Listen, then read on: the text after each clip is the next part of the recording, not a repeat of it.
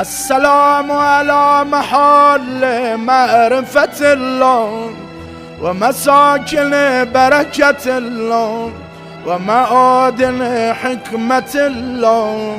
وحفظة سر الله وحملة كتاب الله وأوصياء نبي الله وذرية رسول الله صلى الله عليه وآله ورحمة الله وبركاته. السلام على الدعاة إلى الله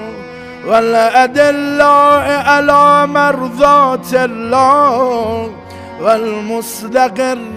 في أمر الله والتامين في محبة الله والمخلصين في توحيد الله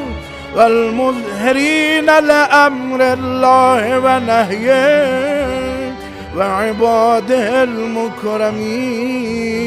الذين لا يسبقونه بالقول وهم بأمره يعملون ورحمة الله